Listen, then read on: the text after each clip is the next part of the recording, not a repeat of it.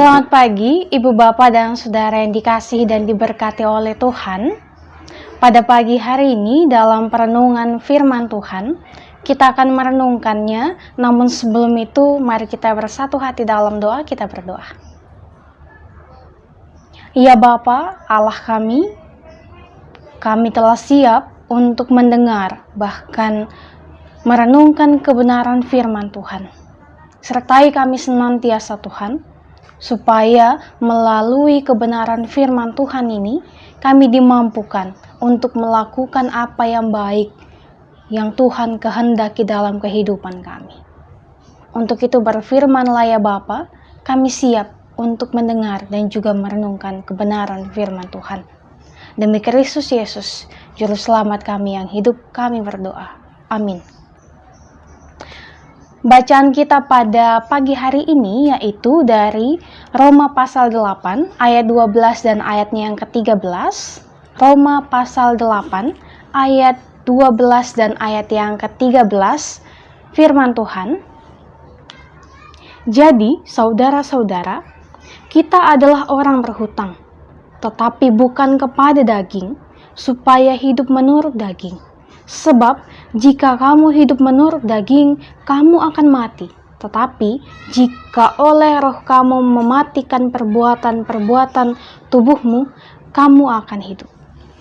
Sedemikian jauh pembacaan Alkitab di pagi hari ini. Yang disebut berbahagia adalah kita yang mau selalu datang mencari firman Tuhan, mendengarkannya, bahkan melakukannya dalam kehidupan kita hari lepas harinya. Terpujilah Kristus, haleluya. Shalom Ibu Bapak dan Saudara yang dikasihi Tuhan Yesus. Bersyukur bahwa pada pagi hari ini kita masih kembali diberikan kekuatan, kesehatan oleh Tuhan Yesus untuk kita bangun melanjutkan aktivitas kita di hari ini. Dan pada pagi ini sebelum kita memulai berbagai kegiatan dan juga aktivitas kita akan merenungkan firman Tuhan dengan tema dipimpin roh beroleh hidup. Dipimpin roh beroleh hidup.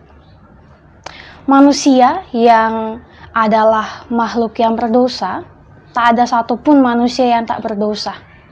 Oleh sebab itu, umat manusia yang adalah ciptaan dan juga kepunyaan Allah ditebus supaya dapat dimerdekakan, supaya dapat dibebaskan dari belenggu dosa oleh Tuhan Yesus atas kematiannya di kayu salib.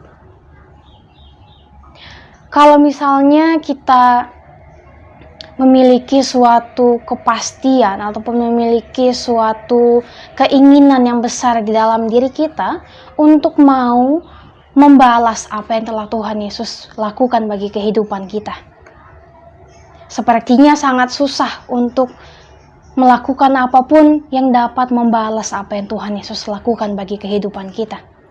Karena Tuhan pun mengorbankan nyawanya, rela menderita, mati di kayu salib untuk menebus dosa-dosa kita. Tetapi Tuhan hanya menginginkan supaya kita mau untuk selalu membuka diri kita, sehingga Roh Kuduslah yang memimpin kehidupan kita. Kita diajak Tuhan untuk membuka hati dan pikiran kita, menerima kebenaran firman Tuhan, menerima bahwa Tuhan Yesus adalah Tuhan dan Juru Selamat kita.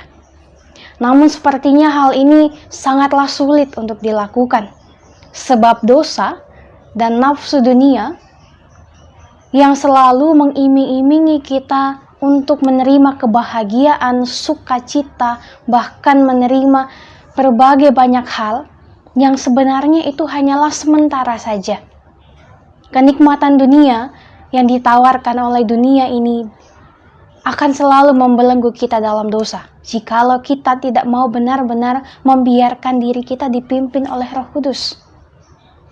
Nah, untuk itu, penebusan Tuhan Yesus di kayu salib sesungguhnya menjadikan manusia sebagai orang yang berhutang kepada Allah, dan kita seharusnya membayar hutang itu.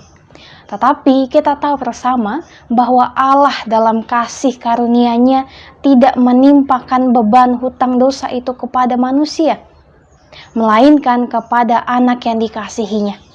Hidup manusia yang sudah ditebus tidak hanya bebas dari dosa ataupun belenggu dosa, namun menjadi kudus dan juga tidak bercacat lagi. Karena itu, Rasul Paulus mengatakan ataupun menegaskan dalam ayat 12 bacaan kita demikian, "Jadi saudara-saudara, kita adalah orang berhutang, tetapi bukan kepada daging, supaya hidup menurut daging." Akan semuanya ini, Tuhan Yesus mengorbankan dirinya yang kudus sebagai korban tebusan dosa akibat kedagingan manusia.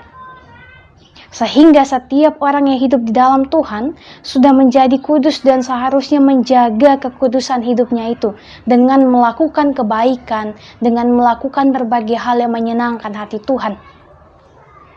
Tidak lagi hidup di dalam keinginan daging atau membiarkan diri kita dikuasai oleh kedagingan ataupun dikuasai oleh dosa. Tetapi Tuhan mau supaya kita membuka diri kita dipimpin oleh Roh Kudus supaya kita beroleh kehidupan yang kekal. Ibu bapak dan saudara yang dikasihi oleh Tuhan Yesus, Rasul Paulus mau menegaskan melalui perenungan firman Tuhan di pagi hari ini bahwa hidup di dalam Kristus sebagai jaminan untuk memperoleh keselamatan.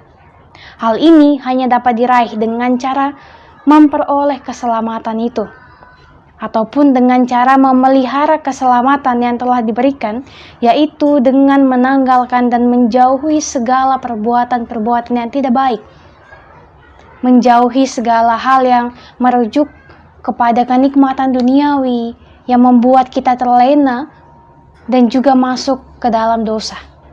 Tetapi Tuhan menginginkan supaya kita sebagai anak-anaknya mau saling mengasihi, saling menolong, saling menopang satu dengan yang lainnya, menjadikan firman Tuhan sebagai landasan kehidupannya, sebagai sulu tongkat untuk kita pakai berjalan melalui setiap tantangan dan juga rintangan yang ada di depan kita. Untuk itu di hari ini, di pagi ini, ketika kita akan melakukan berbagai kegiatan kita, mari jadikan firman Tuhan sebagai landasan yang akan menuntun kita. Mari kita menjadikan firman Tuhan sebagai pedoman kehidupan kita. Kita membuka hati kita supaya Roh Kudus yang akan memimpin kita untuk melakukan yang terbaik demi kemuliaan akan nama Tuhan. Janganlah jemu-jemu kita untuk melakukan kebaikan. Walaupun berat jalannya, tetapi jikalau kita mau benar-benar melakukan kebaikan, menyebarkan kasih atas nama Tuhan, pasti Tuhan akan menuntun dan Tuhan akan menolong kehidupan kita senantiasa.